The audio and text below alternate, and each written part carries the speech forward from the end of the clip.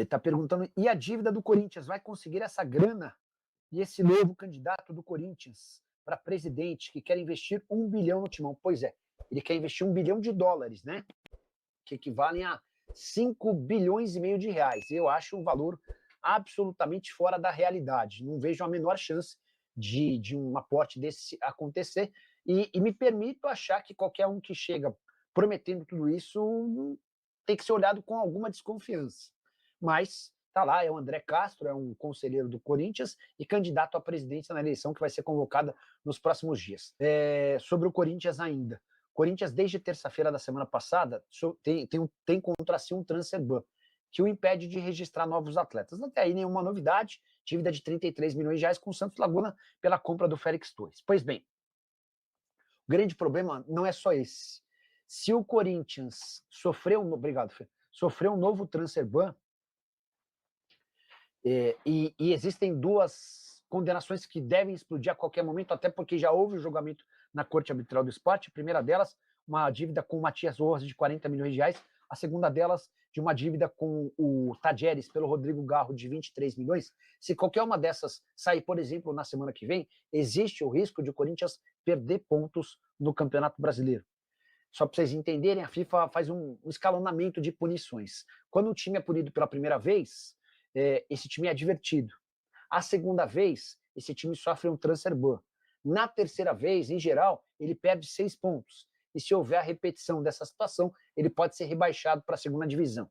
A gente teve em 2020 um caso bem famoso no futebol brasileiro da perda de 6 pontos. O Cruzeiro estava jogando na segunda divisão, já havia tomado contra si uma punição de transfer ban, não pagou o Denilson, não pagou o Al-Wahda, time lá do mundo árabe, por conta de um empréstimo do Denilson e foi condenado à perda de 6 pontos. O Cruzeiro começa a Série B de 2020 com menos 6 pontos. Tá? Então, esse talvez seja o maior drama hoje no Corinthians. É por isso que, a todo custo, o presidente do Corinthians, o Osmar Stabile, tenta um acordo com o... É por isso que o Corinthians tenta um acordo com o Santos Laguna pelo Félix Torres. Tá? $1 bilhão seria estratégia tipo Menin para comprar o Corinthians e virar SAF. Daqui a algum tempo, pois é, com $1 bilhão, o cara até poderia cogitar isso. Mas esse candidato à presidência do Corinthians, que garante ter $1 bilhão num fundo de investimentos, ele assegura que essa grana seria utilizada para compra de name rights do centro de treinamento, compra de name rights do estádio e patrocinador master, tá bom? Bora com novidades importantes sobre toda a confusão causada com a saída de Cauê Furquim, atacante de só 16 anos de idade, da base do Corinthians e que vai ser jogador do Bahia. A treta se deu porque o Bahia pagou os 14 milhões de reais de multa estabelecida no contrato do atleta e levou o jogador. O Corinthians promete recorrer à FIFA, tá muito chateado, rompeu relações com o Bahia, com o Grupo City, enfim, um verdadeiro caos.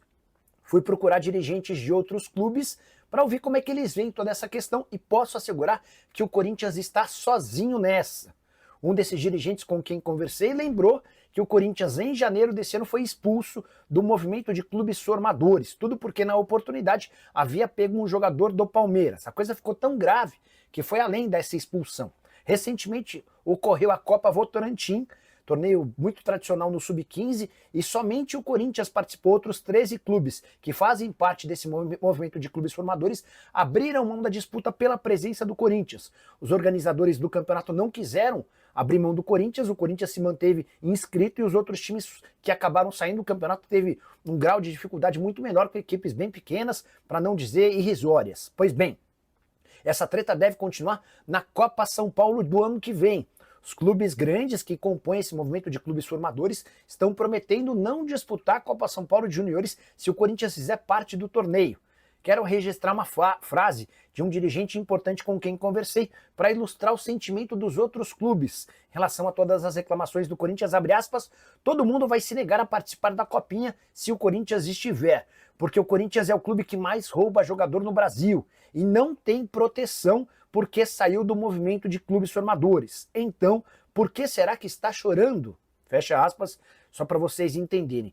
Esse movimento de clubes formadores foi criado para criar para estabelecer regras em relação a compra e retirada de atletas de outros clubes, tá? Especialmente entre 10 e 14 anos que existe uma preocupação maior, porque esses atletas não têm contrato. e fica muito mais fácil tirar esses atletas dos clubes.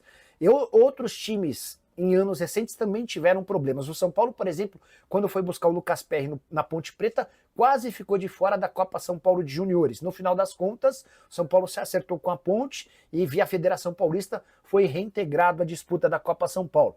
Na última edição da Copa São Paulo, o Atlético Paranaense que correu o risco de ficar de fora, também por conta de contratação de jogadores entre 10 e 14 anos. O Atlético precisou devolver jogadores para o Red Bull Bragantino e para o Retrô para que tivesse condição de participar da Copa São Paulo de Juniores. O caso do Corinthians é o mais grave. O Corinthians não aceitou as condições impostas depois de tirar jogador do Palmeiras e está excluído, hoje, absolutamente sozinho. No caso do Cauê, atleta de 16 anos, já com um contrato profissional, e está estabelecido um valor da multa. A verdade é que o Corinthians dormiu no ponto, porque ao promover esse menino para o time principal e permitir que ele servisse seleção, o Corinthians tinha a obrigação de reajustar o salário do atleta, e nem sequer colocou na Federação Paulista uma intenção do aumento da multa do aumento do salário desse jogador, que acabaria causando uma multa maior. A impressão que eu tenho é de que, depois de cometer o erro de não reajustar o salário do atleta, o Corinthians, para tentar minimizar críticas diante do seu torcedor, tem feito enorme alarde. Mas a verdade é que os clubes brasileiros hoje estão contra o Corinthians, que foi excluído em janeiro do movimento de clubes formadores. E você, o que pensa sobre toda essa confusão? Usa o espaço para comentário para registrar sua opinião. Só não esquece de deixar o like, se inscrever no canal. Quero fechar o vídeo para falar sobre o Corinthians, que teme que outros clubes brasileiros paguem multas rescisórias e tirem joias das categorias de base, basicamente como aconteceu no início dessa semana com o Cauê Furquim, atacante de 16 anos de idade, que vai para o Bahia. O Bahia pagou a multa de 14 milhões de reais, estabelecida no contrato, e levou o jogador. Contei para vocês no vídeo da tarde dessa sexta-feira que o Corinthians foi excluído em janeiro de um movimento chamado Movimento de Clubes Formadores. E essa expulsão se deu justamente porque o Corinthians pegou um jogador do Palmeiras, o atleta em questão, Pedro Morelli. Esse jogador tinha 14 anos de idade, era da base do Palmeiras e foi para a base do Corinthians. Existia um acordo entre os clubes que atletas entre 10 e 14 anos não poderiam mudar de um time para o outro sem o aval do outro clube.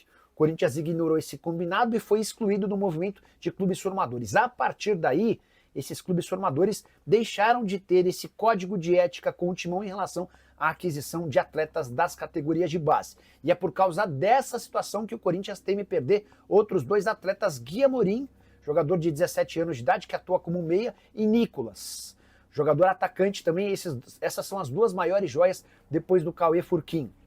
O Nicolas já foi procurado pela diretoria para tratar da renovação. O pai do Gui Amorim esteve nessa sexta-feira lá no CT do Corinthians para tentar avançar nas negociações. O que mais preocupa é o Gui, exatamente porque ele tem os mesmos empresários do Cauê Furquim e a multa rescisória também equivale a 14 milhões de reais. Nesse encontro, na manhã de sexta-feira, lá no clube, os pais do Gui Amorim avisaram ao Corinthians de que a ideia da família é permanecer vestindo a camisa alvinegra. Só para completar, contar que o Corinthians oficializou e anunciou publicamente o acordo da renovação do contrato com a Nike, novo vínculo por mais 10 anos, ou seja, até 2035. Isso significa uma parceria de 32 anos entre Corinthians e Nike. E você, o que pensa sobre tudo que eu contei? Usa o espaço para comentário para registrar sua opinião. Só não esquece de deixar like, se inscrever no canal. Quero fechar o vídeo para te atualizar sobre a situação de Yuri Alberto. Nas últimas horas, um especialista ouvido pelo GE chegou a dizer que o Yuri Alberto precisaria de 3 meses para voltar a jogar por conta da cirurgia de retirada de uma hérnia inguinal. Isso significaria que o Yuri Alberto só ficaria à disposição de Dorival Júnior a partir de 14 de novembro. Péssima notícia para um Corinthians que tem jogos importantes, decisivos, e já não conta nesse momento com Memphis Depay, recuperação de uma lesão muscular que vai durar mais ou menos um mês, além de Carrillo, que só volta a jogar na próxima temporada por conta de uma cirurgia no tornozelo. Fui conversar com o pessoal do Corinthians até para confirmar esses 3 meses de ausência, com direito a 8 semanas de repouso. Esse especialista ouvido pelo GE chegou a falar que quem opera uma hérnia inguinal precisa ficar cerca de 2 meses sem qualquer atividade física. O Corinthians trabalha com dados e previsões e projeções muito diferentes. A expectativa é de que o Yuri Alberto esteja de volta no início do mês de outubro, ou seja, um mês e meio de recuperação. E o Corinthians se baseia para fazer essa projeção na recuperação de 2 atletas que também tiveram a retirada de uma hernia inguinal nesse ano. O primeiro deles, o Gustavo Henrique, que operou no início de maio e voltou um mês e meio depois. O Hugo fez a mesma cirurgia, o Hugo lateral esquerdo, e está voltando a fazer atividades físicas depois de um mês de recuperação. A tendência é que ele precise de mais 15 dias para voltar a jogar. Um mês e meio é mais ou menos o que pensa o Corinthians em relação a Yuri Alberto.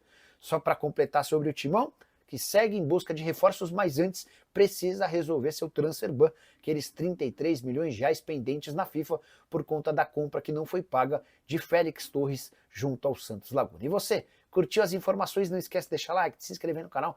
Hora de falar sobre o Corinthians, assunto sério. O Timão pode perder pontos no Campeonato Brasileiro caso sofra novo transfer ban. Vale a lembrança de que na última terça-feira a FIFA puniu o Corinthians com a proibição de inscrição de atletas até o pagamento de 33 milhões de reais ao Santos Laguna pela compra de Félix Torres. O Corinthians comprou o zagueiro equatoriano, mas não pagou. Há ainda outras 2 condenações para acontecerem a qualquer momento. Os julgamentos, inclusive, na Corte Arbitral do Esporte já aconteceram. Uma dívida de 23 milhões de reais com o Tadieres pela compra do Rodrigo Garro e uma dívida de 40 milhões de reais do Timão para com o meio-atacante paraguaio Matias Rojas. Se essas punições acontecerem antes de o Corinthians fazer a quitação da grana com o Santos Laguna, o Timão pode perder pontos no Campeonato Brasileiro, e essa nem seria uma novidade por aqui. Vale a lembrança de que o Cruzeiro, quando jogava a Série B em 2020, chegou a perder 6 pontos. O campeonato começou com o Cruzeiro negativado em 6 pontos por causa de uma dívida pequena até, de 13 milhões de reais que o clube tinha para com o Al-Wahda, por conta de um empréstimo não pago referente ao volante Denilson. Só para completar, em relação ao Corinthians, contar que o presidente Osmar Stabile tem tentado levantar como parceiros, eventualmente investidores e patrocinadores, esses 33 milhões de reais para quitar o mais rápido possível essa punição relacionada ao Santos Laguna. Bora falar agora sobre o Corinthians, pressão nunca antes vista pela demissão de Fabinho Soldado. O diretor executivo de futebol virou alvo de várias campanhas internas. De aliados, opositores, todo mundo pedindo a dispensa do Fabinho Soldado. São vários os motivos. O maior deles, vários dos aliados do presidente Osmar Stabile enxergam o Fabinho como alguém do Augusto Melo. Afinal de contas, foi o ex-presidente quem contratou e inventou o Fabinho Soldado como diretor executivo de futebol. Além disso, pesa contra o Fabinho uma série de contratações avaliadas como equivocadas. O contrato de quase 6 milhões de reais por mês que o Corinthians paga a Memphis Depay também pegou mal para o diretor executivo de futebol, algo como alguém, como o Fabinho, permitiu que fosse feito um contrato tão alto quanto esse. Só para completar, também há uma percepção de que o Fabinho não tem a liderança necessária para eventualmente punir jogadores. O cara fez alguma coisa errada, o Fabinho não tem o traquejo para chegar e aplicar uma multa ou dar uma dura pesada, até por isso alguns atos de indisciplina têm sido vistos. Posso assegurar que Osmar Stabile não demitirá o Fabinho Soldado antes da eleição. Ele entende que há necessidade de esperar para a definição do próximo presidente do Corinthians. Vale a lembrança de que no último sábado o presidente afastado, o Augusto Melo, foi alvo de um impeachment, está fora do clube. E nos próximos dias, Romeu Tuma Júnior, presidente do Conselho Deliberativo, fará uma convocação para o Conselho Deliberativo em que será escolhido um novo presidente. Osmar Stabile será o candidato da situação. Posso assegurar que Antônio Roque Cittadini quer se lançar como candidato de oposição. Tem também André Castro, que é menos conhecido na política corintiana, mas assegura ter 5 bilhões e meio de reais de parceiros para investir. Esse dinheiro viria de um memorando de intenções que já foi assinado com um fundo de investimentos internacional. Esse fundo estaria disposto a fazer um acordo pelos name rights da Arena, name rights do centro de treinamento e uniforme alvinegro. Fala pessoal, estamos aí com atualizações importantes do Corinthians. Se inscreva e ative o sininho para receber mais atualizações do Timão. Deixe seu like, que é muito importante para o crescimento do canal. Utilize o espaço aqui embaixo para registrar sua opinião. Ficamos por aqui com mais esse giro de notícias. Um abraço e até o próximo vídeo.